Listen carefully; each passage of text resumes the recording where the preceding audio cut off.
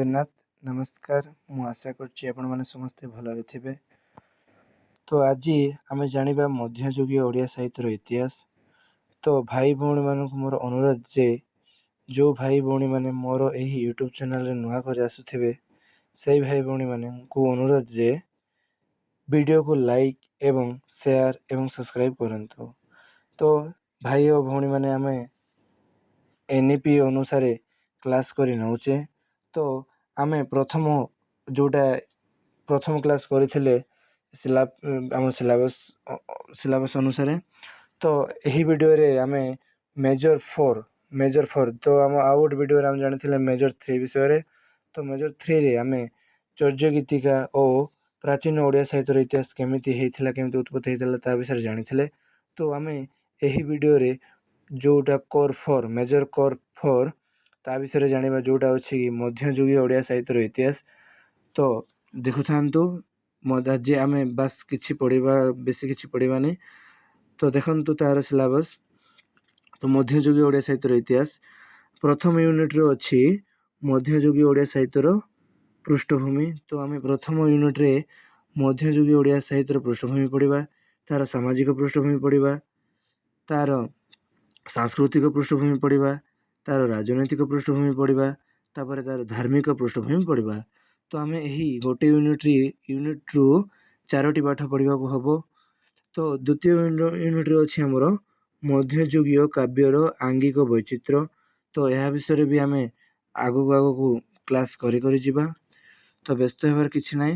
तो हमर हाथ रे 2 मास रहिला। तो 2 मास भीतर हम सब किछि सारिबार अछि। तो यूनिट 3 रे तो मध्ययुगीय काव्यर आंगिक वैचित्र्य विषय रे तो पढ़िबा। तो विषय विन्यास विषय पढ़िबा, तापर भाषा विषय पढ़िबा, माने आम भाषा केमिति उत्पत्ति हेइथिला, भाषा काहाकू कुआ जे, भाषा काहेकि हैला ता विषय जानिबा। तापर छंद वैचित्र्य माने छंद विषय बुझिबा, वैचित्र्य विषय बुझिबा, तापर वर्णना वैचित्र्य विषय बुझिबा। तो एणी करी अलंकारिकता तो ए विषय हम बुझिबा। तो धीरे धीरे कर बुझी नेबा। तापर देखो यूनिट 3 रो अछि मध्ययुगीय काव्यर आत्मिक विभव। तो आमे एही पाठ एही गोटे यूनिट रे केवल गोटे ही पाठ 2टा पाठ अछि जोटा कि मध्ययुगीय रस तार केमिति हेइथिला ता विषय बुझिबा एवं मध्ययुगीय सौंदर्य जोटा कि सौंदर्य चेतना और भावादर्श विषय बुझिबा। तो यूनिट 4 रे कोन अछि देखंतु पिला माने। तो मध्ययुगीय ओडिया गीति काव्य और गद्य धारा विषय तो लिखा जायछि। तो एटा को 2 भाग विभक्त करा जायछि जोटा कि गोटे हला मध्ययुगीय ओडिया गीति काव्य एवं आउ गोटे हला मध्ययुगीय ओडिया गद्य धारा। तो आमे ख एवं ख पढ़िबा हबो। तो आमे ख रे अछि चंपू, चौपदी, कोइली, चौतीसा, भजन जणान। तो ए विषय पढ़िबा हबो एवं हमर ख रे रहि अछि। तो ख रे किछि नाही पिला माने। तो ख रे केवल आमे मध्ययुगीय ओडिया साहित्य इतिहास ही पढ़िबा। तो आज आमे बेसी किछि जानिबा नाही। तो आज आमे जानिबा प्रथम यूनिट जोटा कि रहि अछि मध्ययुगीय ओडिया साहित्य पृष्ठभूमि ता विषय टिके आलोचना करिबा एवं आउ गोटे नेक्स्ट वीडियो रे सामाजिक पृष्ठभूमि आनिबा। तो मु आशा करछि आपण माने मोर धीरे धीरे आपण माने किछिटा बुझि पारुथिबे। तो दया कर सांग साथी मानन को शेयर करंतु। तो आगो को बहुत भलो की क्लास करिवि। तो बास एबे किछि नुआ रे आछि तो सेत में टिके क्लास भूलभाल होथो सेत पे मु क्षमा चाहूची। तो देखिबा हमें प्रथमे आज कोन पढिबा। तो एही हम कोर 4 मेजर कोर 4 रे हमें मध्ययुगीय ओडिया साहित्यर पृष्ठभूमि विषय जानिबा। तो पिला मन देखंतु एग्जाम रे आसे एग्जाम रे मध्ययुगीय ओडिया साहित्यर इतिहास विषय लेखो, तार पृष्ठभूमि केमिति हेइथिला ता विषय लेखो। तो बेसी किछि आसे।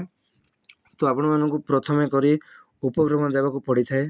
तो देखिबा हमें उपक्रम कोन ता उपक्रम विषय पढ़िबा। तो देखो पंचदश और षोडश शताब्दी ओडिशार सामाजिक जीवनधारा रे विपुल आध्यात्मिक प्रेरणा और धर्म दर्शनर प्रचार प्रसार और समन्वयर काल भावे थिला परिचित। तो देखंतु आम ओडिशा ना पंचदश और षोडश शताब्दी मध्य रे एक जीवनधारा रे विपुल आध्यात्मिक भाव रे हमरो ସମନ୍ୱୟର କାଳ ଭାବରେ ଥିଲା ଏଇ ଓଡ଼ିଶା। ମାନେ ବୁଝ, ତେନା ପଞ୍ଚଦଶ ଷୋଡ଼ଶ ଶତାବ୍ଦୀ ମଧ୍ୟରେ ସାମାଜିକ ଜୀବନଧାରାରେ ବିପୁଳ ଆଧ୍ୟାତ୍ମିକ ପ୍ରେରଣା ଧର୍ମ ଦର୍ଶନର ପ୍ରଚାର ପ୍ରସାରର ସମ୍ବୋଧନ କାଳରେ ଥିଲା ଆମ ଓଡ଼ିଆ ବା ଓଡ଼ିଶା। ତ ଏ ଯୁଗୀୟ ସାହିତ୍ୟର ମୂଳଭିତ୍ତି ଥିଲା ଯଥାର୍ଥରେ ଧର୍ମ ଜିଜ୍ଞାସା। ତ ଏହି ଯୁଗୀୟ ସାହିତ୍ୟର ମୂଳଭିତ୍ତି କ'ଣ ଥିଲା ନା ଯଥାର୍ଥରେ ଧର୍ମ ଜିଜ୍ଞାସା। ତ ଏହା ଧର୍ମ ଜିଜ୍ଞାସାକୁ ମନେ ରଖ, ଏଇଟା ନିଶ୍ଚୟ ଏକ୍ଜାମ୍ରେ ସର୍ଟ କ୍ୱେଶ୍ଚିନ୍ ଭାବେ ଆସିଥାଏ। ତ ପବିତ୍ର ଧର୍ମ ପାଠ ଉତ୍କଳ ଭୂମି ଅତି ପ୍ରାଚୀନ କାଳରୁ ଜଗନ୍ନାଥ କ୍ଷେତ୍ର ରୂପେ ପ୍ରତିଷ୍ଠା ଲାଭ କରି ଯୁଗେ ଯୁଗେ ବହୁ ଧର୍ମଧ୍ୱଜୀ ଦାର୍ଶନିକ ଓ ଆଧ୍ୟାତ୍ମିକବାଦୀ ସାଧକଙ୍କର ହୋଇଛି ସାଧନା ଓ ସିଦ୍ଧିର କ୍ଷେତ୍ର। ତ ଯୁଗେ ଯୁଗେ ସେ ପ୍ରତିଷ୍ଠା ଲାଭ କରିଥିଲା ଏବଂ ଯୁଗେ ଯୁଗେ ଧର୍ମଧ୍ୱଜୀ ଯୁଗେ ଯୁଗେ କ'ଣ ହେଇଥିଲା ନା ଧର୍ମଧ୍ୱଜୀ ଭାବରେ ସିଦ୍ଧିର କ୍ଷେତ୍ର ସ୍ଥାପିତ ହୋଇଥିଲା। ତ ଦେଖ, ପୁନଶ୍ଚ ବିଭିନ୍ନ ସମୟ ଖଣ୍ଡର ପ୍ରଭାବରେ ଏ ଦେଶରେ ପ୍ରଚାରିତ ତଥା ପ୍ରସାରିତ ହୋଇଥିବା ବୌଦ୍ଧ, ଜୈନ, ସୌର, ଶାକ୍ତ, ଗୌଣପଥ୍ୟ ଓ ବୈଷ୍ଣବ, ଗୌଡ଼ୀୟ ପ୍ରଭୃତି ବହିରାଗତ ଧର୍ମଧାରା ସାହିତ୍ୟ ଉତ୍କଳୀୟ ଧର୍ମ ଜଗନ୍ନାଥ ଧର୍ମ ଦର୍ଶନର ମଧୁର ମିଳନ ଘଟି ସୃଷ୍ଟି କରିଥିଲା ଏକ ସାର୍ବଜନୀନ ସମନ୍ୱୟବାଦୀ ଧାର୍ମିକ ବାତାବରଣ। ତ କ'ଣ ତ ସୃଷ୍ଟି କରିଥିଲା ନା ଏକ ସମନ୍ୱୟବାଦୀ ଧାର୍ମିକ ବାତାବରଣ ସୃଷ୍ଟି କରିଥିଲା।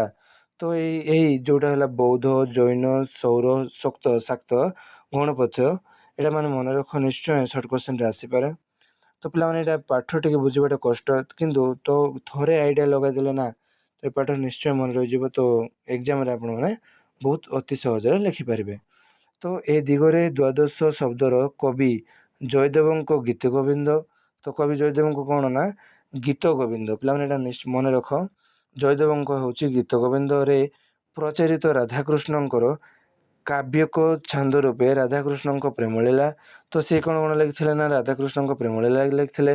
ତ ଷୋଡ଼ଶ ଶତାବ୍ଦୀର ଆଦ୍ୟ ଭାବରେ ଶ୍ରୀ ଚୈତନ୍ୟ ଦେବଙ୍କର ଉତ୍କଳ ଆଗମନ ଓ ରାୟରାମାନନ୍ଦଙ୍କ ଠାରୁ ମଧୁର ପ୍ରେମଳୀଳା ସମ୍ବନ୍ଧୀୟ ତଥ୍ୟ ଦୀକ୍ଷା ଉତ୍କଳ ଭୂମିରେ ଧାର୍ମିକ ଆନ୍ଦୋଳନକୁ କରିଥିଲା ଅଧିକ ସଜୀବ ସ୍ପଷ୍ଟ। ତ ପିଲାମାନେ ଏଇଟା ବେଶୀ କିଛି ବୁଝିବା ନାହିଁ। ତ ଏଇଟା ହେଉଛି ଆମ ଇତିହାସ ବିଷୟରେ କୁହାଯାଇଅଛି, ଯେଉଁଟାକି ଆମର ମାନେ ଏଇଟା ନା ଆନ୍ଦୋଳନ ଯେଉଁଟାକି ଭୂମିରେ ଧାର୍ମିକ ଆନ୍ଦୋଳନ କରିଥିଲେ। ତ କିଏ ନା ଉତ୍କଳ ଭୂମିରେ ଧାର୍ମିକ ଆନ୍ଦୋଳନ କରିଥିଲେ। ତ ସେ ସମୟରେ ଗୀତ ଗୋବିନ୍ଦ ଜୟଦେବଙ୍କ ଯେଉଁ ଏହି ସମୟରେ କୁହାଯାଇଛି ସେହି ସମୟରେ ଜୟଦେବ ଯେଉଁଟା ରାଧାକୃଷ୍ଣଙ୍କର କାବ୍ୟକ ଛନ୍ଦ ରୂପେ ରାଧାକୃଷ୍ଣଙ୍କ ପ୍ରେମଳୀଳା ଷୋଡ଼ଶ ଶତାବ୍ଦୀରେ ଆବିର୍ଭାବରେ ଶ୍ରୀ ଚୈତନ୍ୟ ଦେବଙ୍କର ଉତ୍କଳ କରିଥିଲେ। ତ ଏହା ବିଷୟରେ ଆମେ ବୁଝିପାରୁଛେ ଯେ ଏହି ଶତାବ୍ଦୀରେ ଶ୍ରୀ ରାଧାକୃଷ୍ଣଙ୍କର କାବ୍ୟକ ଛନ୍ଦ ରୂପେ ପରିଚିତ ହୋଇଥିଲା। ତ ଦେଖ, ତ ଫଳରେ ଉତ୍କଳ ଗୌଣୀ ଜୀବନଧାରାକୁ ପ୍ରଭାବିତ କରି ସେହି ଯୁଗରେ ବିପ୍ଳବ ଓ ଚେତନାର ମୁଦ୍ରଙ୍କୁ ପଞ୍ଚସଖା ରଚିତ ରାମାୟଣ, ଭାଗବତ, ହରବଂଶ, ଗୀତ, ସଂହିତା, ଭଜନ, ଜଣାଣ ଓ ମାଳିକା ଆଦି ସାରସ୍ୱତ ସୃଜନ ପୃଷ୍ଠାରେ ଅତୀତ ଜଳତର ଭାବେ ପ୍ରଭାବିତ ହୋଇଥିଲା। ତ ଏହି ଆମ ମଧ୍ୟଯୁଗୀୟ ଓଡ଼ିଆ ସାହିତ୍ୟରେ ଏହି ମଧ୍ୟଯୁଗରେ ହିଁ ଆମର ରାମାୟଣ ଯେଉଁଟା ହେଉଛି ପଞ୍ଚସଖା ରଚିତ ଯେଉଁ ରାମାୟଣ, ଭାଗବତ, ହରିବଂଶ, ଗୀତା, ସଂହିତା, ଭଜନ ଏହି ସମୟରେ ହିଁ ଲେଖାଯାଇଥିଲା। ତେଣୁକରି ଏହି ସମୟକୁ ମଧ୍ୟଯୁଗୀୟ ଓଡ଼ିଆ ସାହିତ୍ୟ ବୋଲି କୁହାଯାଉଥିଲା। ତ ଏହି ସମୟ ଆମ ପାଇଁ ବହୁତ ଇମ୍ପୋର୍ଟାଣ୍ଟ, ବହୁତ ସୁନ୍ଦର ଥିଲା। ତ ଆମେ ଏହି ପାଠକୁ କାହିଁକି ଛାଡ଼ିଦେବା, ସେଥିପାଇଁ ଆମକୁ ଏହି ପାଠ ଆଡ଼ କରାଯାଇଛି ଯେ ଆମେ କେମିତି ଥିଲା ସେହି ସମୟରେ, କ'ଣ ଥିଲା, ତ କ'ଣ ପାଇଁ ଥିଲା, ତ କିଏ ରାମାୟଣ ରଚନା କରିଥିଲେ, ଭାଗବତ କ'ଣ ପାଇଁ କରିଥିଲେ, ତ ତାହା ବିଷୟରେ ଆମେ ଏହି ପାଠରେ ଭଲସେ ବୁଝିପାରିବା। ତ ଦେଖ, ଆସିଲା ପଞ୍ଚସଖା ସାହିତ୍ୟ। ତ ପଞ୍ଚସଖା ପ୍ରଚାରିତ ଜ୍ଞାନ ମିଶ୍ର ଭକ୍ତି ଅଣାକାର ସାଧନ ତତ୍ତ୍ୱ ତଥା ଶୂନ୍ୟବାଦୀ ଚିନ୍ତାଧାରା ମଧ୍ୟରେ ଉତ୍କଳବାସୀ ନିଜର ଆଧ୍ୟାତ୍ମିକ ଗୁରୁଭକ୍ଷାକୁ ପରାମର୍ଶ କରିବାକୁ ଚେଷ୍ଟା କରିଥିଲେ। ତ ଏହି ପଞ୍ଚସଖା ପ୍ରଚାରିତ ଜ୍ଞାନ ମିଶ୍ର ଯିଏକି ଭକ୍ତି ଆଚରଣ ସାଧନ ତଥା ତତ୍ତ୍ୱ ଶୂନ୍ୟବାଦୀ ଚିନ୍ତାଧାରା ମଧ୍ୟରେ ଉତ୍କଳବାସୀ ନିଜର ଆଧ୍ୟାତ୍ମିକ ବୁଭୁକ୍ଷାକୁ ପରାମର୍ଶ କରିବାକୁ ଚେଷ୍ଟା କରିଥିଲେ। ତ ଏହି ସମୟରେ ନା କିଛି ବୁଭୁକ୍ଷାକୁ ପରାମର୍ଶ କରିବାକୁ ଚେଷ୍ଟା କରିଥିଲେ। ଶ୍ରୀ ଚୈତନ୍ୟଙ୍କ ପ୍ରେମ ଭକ୍ତି ଓ ଉତ୍କଳୀୟ ଜ୍ଞାନ ମିଶ୍ର ଭକ୍ତିରେ ପ୍ରାବଲ୍ୟ ମଧ୍ୟରେ ଉତ୍କଳୀୟମାନଙ୍କର ଚିତ୍ତଭୂମିରେ ଯେଉଁ ଚିନ୍ତା ଓ ଚେତନାର ନବଜାଗରଣ ସୃଷ୍ଟି ହୋଇଥିଲା, ତାର ପଟୁପୁରୋଧା ଥିଲା ବରେଣ୍ୟ ପଞ୍ଚସଖା ସାଧକ ବୃନ୍ଦ। ତ ଏହି ସମୟରେ ନାହିଁ ପଟରାଧା, ଯେଉଁଟାକି ପଟପୁରୋଧା ଥିଲା ବରେଣ୍ୟ ପଞ୍ଚସଖା ସାଧକ ବୃନ୍ଦ। ତ ଏହି ସମୟରେ ପଟପୁରୋଧା ପିଲାମାନେ ଏଇଟା ନିଶ୍ଚୟ ସର୍ଟ କୋଶ୍ଚିନ୍ ନିଶ୍ଚୟ ଆସେ। ତ ଏହି ମଧ୍ୟଯୁଗୀୟ ଓଡ଼ିଆ ସାହିତ୍ୟରେ ନା ପଞ୍ଚସଖା ସାହିତ୍ୟରେ ବରେଣ୍ୟ ପଞ୍ଚସଖା ସାଧକ ବୃନ୍ଦ କିଏ ଥିଲେ? ତ ଏଇଟା ତାକୁ ପଟପୁରୋଧ ହିଁ ଲେଖିବ। ତ ଦେଖ, ସେମାନେ ଥିଲେ ଏକାଧାରରେ ସାହିତ୍ୟିକ, ଦାର୍ଶନିକ, ପ୍ରଚାରକ, ତାପରେ ପ୍ରବର୍ତ୍ତକ, ଭାଷ୍ୟକାର ଓ ପ୍ରବକ୍ତା।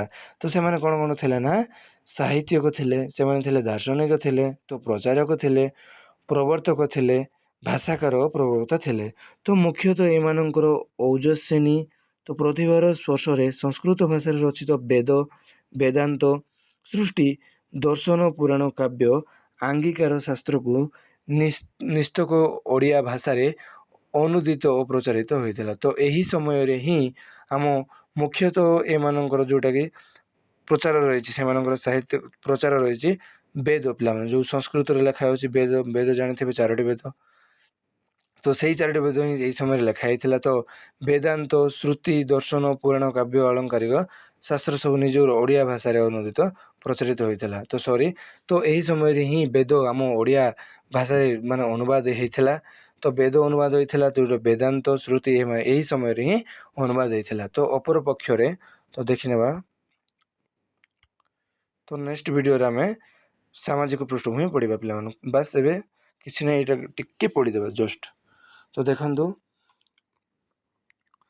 ତ ଏମାନେ ତତ୍କାଳୀନ ବ୍ରହ୍ମାଣ୍ଡ୍ୟ ଧର୍ମରୁ କୁସଂସ୍କାର ତଥା ସାମାଜିକ ଅନ୍ଧବିଶ୍ୱାସ ମୂଳରେ ପ୍ରଚଣ୍ଡ କୁଠାରଘାତ କରି ଧର୍ମାଧିକରଣ ରକ୍ଷଣଶୀଳ ପୁରାଣ ପଣ୍ଡାଙ୍କ କର୍ତ୍ତୃତ୍ୱରୁ ଧର୍ମତତ୍ତ୍ୱକୁ ଉଦ୍ଧାର କରି ଏ ଜାତିକୁ ମୁକ୍ତିର ଦ୍ୱାଦଶରେ ପହଞ୍ଚାଇ ଏକ ଜାତୀୟ କାବ୍ୟର ସଂପାଦନ କରିଥିଲେ। ତ ଏହି ସମୟରେ ହିଁ ଆମର ଯେଉଁ ସେମାନେ ଥିଲେ, ମୁଁ କହିଲି ଯେଉଁଟାକି ପଟପୁରୋଧୀ ମାନେ, ସେମାନେ ଥିଲେ ସିଏ ପୁରୁଣା ପଣ୍ଡାଙ୍କ କର୍ତ୍ତୃତ୍ୱରୁ ଧର୍ମତତ୍ତ୍ୱ ଉଦ୍ଧାର କରି ଜାତିକୁ ମୁକ୍ତିର ଦ୍ୱାଦଶ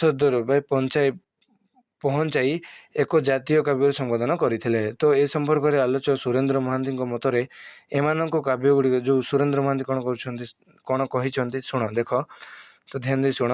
ତ ସୁରେନ୍ଦ୍ର ମହାନ୍ତି କହିଛନ୍ତି ନା, କାବ୍ୟ ଗୁଡ଼ିକରେ ନିରଳ ଓଡ଼ିଆ ମୌଳିକତା ଯେପରି ସୁସ୍ପଷ୍ଟ, ଆଳଙ୍କାରିକ ସଂସ୍କୃତ କାବ୍ୟର ପ୍ରଭାବରୁ ଏଗୁଡ଼ିକ ସେହିପରି ମୁକ୍ତ ଓ ସ୍ୱତନ୍ତ୍ର। ତ ଏଇ ଆମ ସୁରେନ୍ଦ୍ର ମହାନ୍ତି କ'ଣ କହିଲେ ନା, ତ ନିରଳ ଓଡ଼ିଆ ମୌଳିକତା ଯେପରି ସୁସ୍ପଷ୍ଟ, ଆମ ଓଡ଼ିଆ ଭାଷା ଯେମିତିକି ମୌଳିକ ଯେପରି ସୁସ୍ପଷ୍ଟ, ତ ସେହିପରି ଆଳଙ୍କାରିକ ସଂସ୍କୃତ କାବ୍ୟର ପ୍ରଭାବରୁ ଏଗୁଡ଼ିକ ସେହିପରି ମୁକ୍ତ ଓ ସ୍ୱତନ୍ତ୍ର। ତ ମହାନ୍ତି ସୁରେନ୍ଦ୍ର ଓଡ଼ିଆ ସାହିତ୍ୟର ଧର୍ମପଦ ଉପଦଘାତ ତ ଏଇଟା ତ ଆସେ ଏକ୍ଜାମ୍ରେ। ତ ସୁରେନ୍ଦ୍ର ମହାନ୍ତି କ'ଣ ଥିଲେ ନା ମଧ୍ୟପର୍ବ ଉପଦଘାତ ତ ସିଏ ହେଇଥିଲେ। ତ ଏହି ମୁକ୍ତ ଓ ସ୍ୱତନ୍ତ୍ରତା ଭିତରେ ରାଜସଭା ସମ୍ଭ୍ରାନ୍ତ ଅଭିଜାତ୍ୟ ଓ ଧର୍ମପୀଠର ନୈତିକ ବାତାବରଣ ମଧ୍ୟରେ ଲାଳିତ ପାଳିତ ତଥା ପରିଶୀଳିତ ସଂସ୍କୃତ ଭାଷାର ବ୍ୟବହାର କ୍ରମଶଃ ସୀମିତ ଓ ସଙ୍କୁଚିତ ହୋଇଯାଇଥିଲା। ଫଳରେ ପଞ୍ଚସଖା ଯୋଗ, ତନ୍ତ୍ର, ମନ୍ତ୍ର, ପିଣ୍ଡ ବ୍ରହ୍ମାଣ୍ଡ ତତ୍ତ୍ୱ, ଶୂନ୍ୟ ଉପାସନା ଓ ଅଣାକାର ସାଧନାର ବନ୍ଧୁର ଉପଲବ୍ଧି ତଳେ ମୁହୂର୍ତ୍ତି ହୋଇ ରହିଥିବା ସାରଳକାଳୀନ ମୌଳିକ ଓଡ଼ିଆ ସାହିତ୍ୟର କ୍ଷଣଧାରା କ୍ରମଶଃ ଭାବେ ରସଶୈଳୀ ସମୃଦ୍ଧ ଆଳଙ୍କାରିକ ରୀତିର ମହାପ୍ରଭାବ ସହିତ ମିଳିତ ହୋଇ ଏକ ମନ୍ଦଗାମିନୀ କାଳୋନ୍ନିତ ଅନ୍ତାଶାଳିତ ସ୍ରୋତସ୍ୱନୀରେ ପରିଣତ ହେଲା। ତ ସେହି ସମୟରେ ଏହି ସ୍ରୋତସ୍ୱନୀରେ ପରିଣତ ହୋଇଥିଲା। ତ ନାୟକ ସୁରେନ୍ଦ୍ର କୁମାର ଓଡ଼ିଆ ରୀତିକାବ୍ୟର ଭିତ୍ତି ଓ ଭୂତି ପୃଷ୍ଠ 60 ପୃଷ୍ଠାରେ ଦେଖିବାକୁ ମିଳେ। ତ ଧୀରେ ଧୀରେ ପରେ ପରେ ଆମେ ଜାଣିବା। ତ ଏହାର ପରିଣତ ସ୍ୱରୂପ ଓଡ଼ିଆ ସାହିତ୍ୟର ଇତିହାସ ମଧ୍ୟଯୁଗୀୟ ଅନୁପମ କାବ୍ୟ ଓ ସାହିତ୍ୟର ପ୍ରତି ପ୍ରସ୍ତର ଶୁଭାରମ୍ଭ ହୋଇଥିଲା। ତ ଏହି ସମୟରେ ହିଁ ଆମର ଓଡ଼ିଆ ସାହିତ୍ୟର ଇତିହାସ ମଧ୍ୟଯୁଗୀୟ ଅନୁପମ କାବ୍ୟ ସାହିତ୍ୟର ପ୍ରତି ପୃଷ୍ଠର ଶୁଭାରମ୍ଭ ହୋଇଥିଲା। ତ ପିଲାମାନଙ୍କୁ କେଉଁ ସମୟରେ ଶୁଭାରମ୍ଭ ହୋଇଥିଲା ନା ଆମର ଓଡ଼ିଆ ସାହିତ୍ୟର ଇତିହାସ, ତ ଏହି ମଧ୍ୟଯୁଗୀୟ ଓଡ଼ିଆ ସାହିତ୍ୟରେ ହିଁ ହେଇଥିଲା। ତ ଯାହାକି ପରିଚିତ ହୋଇଥିଲା ପ୍ରାକ୍ ରୀତି ଯୁଗ। ସେଇ ସମୟରେ କ'ଣ ହେଇଥିଲା ନା ପ୍ରାକ୍ ରୀତି ଯୁଗ ହେଇଥିଲା। ତ 15ମ ଶତାବ୍ଦୀରୁ 1500 ଶତାବ୍ଦୀ ଠାରୁ 17ମ ଶତାବ୍ଦୀ ପର୍ଯ୍ୟନ୍ତ କାବ୍ୟଧାରାରେ ଭାବରେ ପରିଚିତ। ତ ଏହା ହିଁ ଯେଉଁଟାକି କେତେରୁ କେତେ ନା 15ମ ଶତାବ୍ଦୀ ଠାରୁ 17ମ ଶତାବ୍ଦୀ ପର୍ଯ୍ୟନ୍ତ। ତ ପ୍ରାକ୍ ରୀତି ଯୁଗ କାବ୍ୟମାନଙ୍କ ମଧ୍ୟରେ ଅର୍ଜୁନ ଦାସଙ୍କ ରାମଭିବା। ତ ଏଇଟା ମନେ ରଖ, ବହୁତ ଇମ୍ପୋର୍ଟାଣ୍ଟ। ତ ଅର୍ଜୁନ ଦାସଙ୍କର କ'ଣ ନା ଯେଉଁ ପ୍ରାକ୍ ରୀତି ଯୁଗରେ ନା ରାମବିବାହ, ଶିଶୁ ଶଙ୍କରଙ୍କ ଉଷାବିଳାସ, ତ ଚାନ୍ଦ କବିଙ୍କ ଗୋପୀଚନ୍ଦନ, ତ ଦେବଦୁର୍ଲ୍ଲଭ ଦାସଙ୍କ ରହସ୍ୟମଞ୍ଜରୀ, ତ କାର୍ତ୍ତିକ ଦାସଙ୍କ ରୁକ୍ମଣୀ ବିଭା, ତ ପ୍ରତାପରାୟଙ୍କ ଶଶିସେଣା, ବୃନ୍ଦାବନ ଦାସଙ୍କ ରସାବାରିଧି, ତ ଶ୍ରୀଧର ଦାସଙ୍କ କଞ୍ଚାନଳିତା, ତ ବିଷ୍ଣୁ ଦାସଙ୍କ ପ୍ରେମଲୋଚନା, ତ ରଘୁନାଥ ହରିଚନ୍ଦନଙ୍କ ଲୀଳାବତୀ, ତ ଭୀମଧରଙ୍କ କପଟ ପାଶା, ତ ଧନଞ୍ଜୟ ଭଞ୍ଜଙ୍କ ରଘୁନାଥ, ତ ବିଳାସ ତ୍ରିପୁରା, ତ ରଘୁନାଥ ବିଳାସଙ୍କ ତ୍ରିପୁରା ସୁନ୍ଦରୀ, ତ ଅନଅଙ୍ଗରେଖା ଓ ଇଚ୍ଛାବତୀ ଆଦି ହେଉଛି ଏକ ଉଲ୍ଲେଖଯୋଗ୍ୟ କୃତି। ତ ଏହି ସମୟରେ ଆମେ ଏହି ସବୁ ଗ୍ରନ୍ଥ ପଢ଼ିଲେ, ଯେଉଁଟାକି ଅର୍ଜୁନ ଦାସଙ୍କ ରାମବିବାହ ପଢ଼ିଲେ ଆମେ ଜାଣିପାରିବା ଯେ ପ୍ରାକ୍ ରୀତି ଯୁଗରେ କ'ଣ କ'ଣ ହେଇଥିଲା, ତ କେମିତି ଲେଖା ହେଇଥିଲା, ତ କେମିତି ଏ ସାହିତ୍ୟର ଉତ୍ପତ୍ତି ହେଇଥିଲା ତା ବିଷୟରେ ଆମେ ଜାଣିପାରିବା। ତ ପିଲାମାନେ ଏଇଟା ବେଶୀ କିଛି ମନେ ରଖ ନାହିଁ, ବାସ୍ 2-3ଟା ମନେ ରଖ। ଏଇଟା ସର୍ଟଲି କ୍ୱେଶ୍ଚିନ୍ ଆସିପାରେ। ତ ଦେଖ,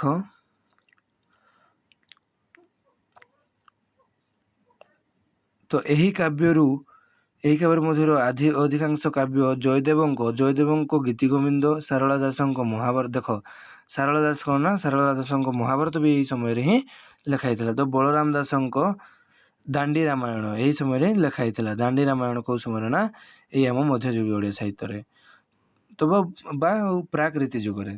ତ ଅଧିକାଂଶ କାବ୍ୟ ଜୟଦେବଙ୍କ ଗୀତିଗୋବିନ୍ଦ, ସାରଳା ଦାସଙ୍କ ମହାଭାରତ, ବଳରାମ ଦାସଙ୍କ ଦାଣ୍ଡି ରାମାୟଣ ଓ ଜଗନ୍ନାଥ ଦାସଙ୍କ ଭାଗବତକୁ ଆଧାର କରି ରଚିତ। ତ ଏହି ସମୟରେ କାହାକୁ ଆଧାର କରି ରଚିତ ନା, ତ ଯେଉଁଟାକି ମହାଭାରତ ହଉ କିମ୍ବା ଦାଣ୍ଡି ରାମାୟଣ ହଉ କିମ୍ବା ଭାଗବତ ହଉ, ତ ଏହି ସମୟରେ ହିଁ ରଚିତ ହୋଇଥିଲା। ଏଗୁଡ଼ିକର ରଚନା ଶୈଳୀରେ ତେଣୁ ପୁରୁଣା ସୁଲଭ ଧର୍ମିତା ଓ ସରଳ ପରିଲିଖିତ ହୋଇଥାଏ। ତ ଉପରୋକ୍ତ ଆଲୋଚନା ସମୂହରେ ସ୍ଥାନିତ ବର୍ଣ୍ଣନାଶୈଳୀ, ଭାଷା ବିନ୍ୟାସ, ଛନ୍ଦଯାପନ ଓ ଅଳଙ୍କାର ପ୍ରୟୋଗ ରୀତିରେ ସଂସ୍କୃତ ଆଳଙ୍କାରିକ କାବ୍ୟଧର୍ମୀ କଳା, କୃତ୍ରିମତା ତଥା ପଣ୍ଡିତ୍ୟ ପ୍ରଦର୍ଶନର ଅଯଥା ଆଡ଼ମ୍ବର ଦେଖିବାକୁ ମିଳିନଥାଏ। ତ ଅଧିକନ୍ତୁ ଉଲ୍ଲେଖିତ ରଚନାବଳୀରେ ଭାବ ଓ ରସର ପରିବେଶ ଶୈଳୀ ଯେପରି ନୈସର୍ଗିକ, ତ ଭାଷାର ପ୍ରୟୋଗ ପରିପାଠ ମଧ୍ୟ ସେପରି ସରଳ। ତ ତେବେ ଆଙ୍ଗିକ ଓ ଆତ୍ମିକ ଦୃଷ୍ଟିକୋଣରୁ ବିଚାର କଲେ ଏହିସବୁ ରଚନା ରୀତିଯୁଗ କାବ୍ୟ ଦର୍ଶନ ଠାରୁ ଯଥେଷ୍ଟ ଦୂରବର୍ତ୍ତୀ ଥିବା ପରି ମନେ ହୁଅନ୍ତି ନାହିଁ। ତ ସାମଗ୍ରିକ ଭାବେ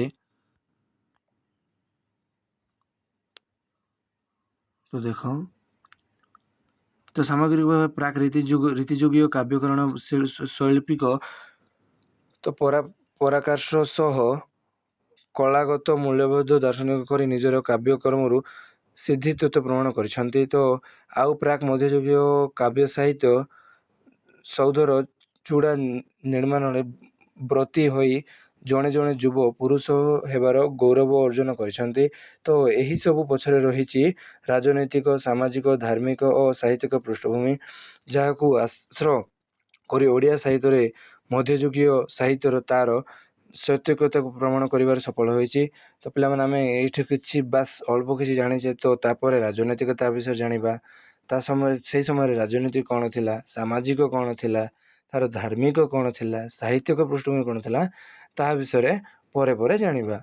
ତ ଦେଖ, ସୃଷ୍ଟି ହୋଇଥିଲା। ତ ଏସବୁ କାବ୍ୟ ଧାରା ଯାହାକି ସେମାନଙ୍କ ସ୍ଥିତିକୁ ସର୍ବଭାରତୀୟ କାବ୍ୟ ପରିଧି ମଧ୍ୟରେ ଯଶସ୍ୱୀ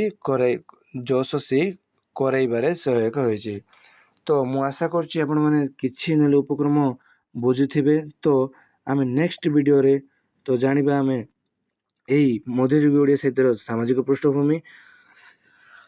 ତ ଆମେ ବାସ୍ ଆଜି ବେଶୀ କିଛି ଜାଣିନେ, ତ ଆମେ ଉପକ୍ରମରେ ଏହାକୁ ଲେଖିଲେ ହେଇଯିବ। ତ ଉପକ୍ରମରେ ବେଶୀ କିଛି ଲେଖିବାର ନାହିଁ, ବାସ୍ 15ଶ ଶତାବ୍ଦୀରେ ଏହା ରଚିତ ହୋଇଥିଲା।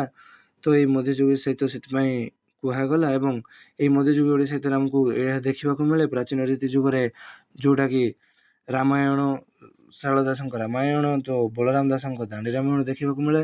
ତ ତାହା ବିଷୟରେ ବାସ୍ ଇଣ୍ଟ୍ରୋଡକ୍ସନ୍ ଟିକେ ଦେଇଦେବ, ତାପରେ ତାର ଲେଖିଦେବ ଯେଉଁଟା ସିଏ କହିଥିବ ସାମାଜିକ ପୃଷ୍ଠଭୂମି ହଉ କିମ୍ବା ସେ ଯେଉଁଟା କହିଥିବ ଯେଉଁ ସାମାଜିକ ପୃଷ୍ଠଭୂମି ଭିତରେ ସମକାଳୀନ ସାହିତ୍ୟ। ତ ପରେ ଆମେ ଧୀରେ ଧୀରେ ଜାଣିବା। ତ ବାସ୍ କିଛି ଏଠି ଇଣ୍ଟ୍ରୋଡକ୍ସନ୍ରେ କିଛି ଲେଖିବା ଦରକାର ନାହିଁ, ବାସ୍ 5ରୁ 6 ଧାଡ଼ି ନହେଲେ 10 ଧାଡ଼ି ବି ଇଣ୍ଟ୍ରୋଡକ୍ସନ୍ ଦେଇଦିଅ। ତ ଏହି ବିଷୟରେ ତ ଆପଣମାନେ ବୁଝିଥିବେ। ତ ଧନ୍ୟବାଦ ମୋ ଭିଡ଼ିଓ ଦେଖିଥିବାରୁ। ତ କେମିତି ଲାଗିଲା ଭିଡ଼ିଓ ତ ନିଶ୍ଚୟ କମେଣ୍ଟ କରନ୍ତୁ ଏବଂ ସାଙ୍ଗସାଥିମାନଙ୍କୁ ସେୟାର କରନ୍ତୁ। ତ ଆଉ ଖୁବ୍ ଶୀଘ୍ର ଆମେ ଏହାର ସାମାଜିକ ପୃଷ୍ଠଭୂମି ବିଷୟରେ ଜାଣିବା, ଯେଉଁଟାକି ଆପଣମାନେ ଏକ୍ଜାମ୍ରେ ଅତି ସହଜ ଏବଂ ସରଳରେ ବୁଝିପାରିବେ ଓ ଜାଣିପାରିବେ।